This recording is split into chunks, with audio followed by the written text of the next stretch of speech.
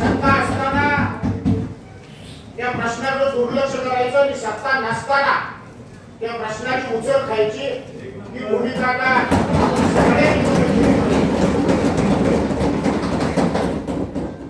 डाटकरांनी सांगितलेल्या मुद्द्यांच्या पूर्ण विरोधामध्ये मी नाही. कारण ग्रामीण भागामध्ये अशी अनेक गाव आहेत की त्या गावांना सगळ्या सुविधा आपण देतो. फक्त त्या गावातल्या 10-15 पुढाऱ्यांच्यासाठी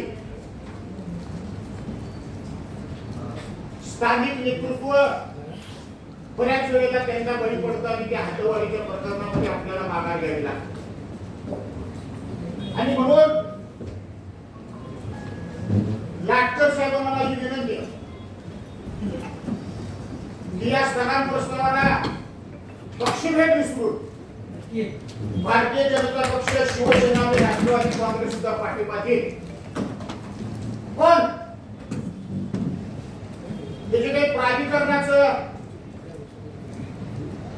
याला सुधारित हे दिलेलं आहे त्याच्यामध्ये त्याच्यामुळे हद्दवाढ रखडणार आहे ही वस्तुस्थिती मला स्वतःला आणि माझ्या पक्षाला मान्य नाही. त्याचं कारण ते केल्यानं हद्दवाढ रखडणार आहे ही वस्तुस्थिती नाही. हद्दवाढीच्या आंदोलनामध्ये सरकार कुणाचं जरी असलं तरी पक्षभेद विसरून आम्ही त्या आंदोलनामध्ये पुढे जायला तयार आहे. आम्ही तुमच्या नेतृत्वाखाली आंदोलनामध्ये. पण असं झालंय म्हणून असं होणार आहे आता तर्कसंगत लावणं हे अत्यंत चुकीचं आहे. ते झाल्यानं फंड्स येणार आहेत.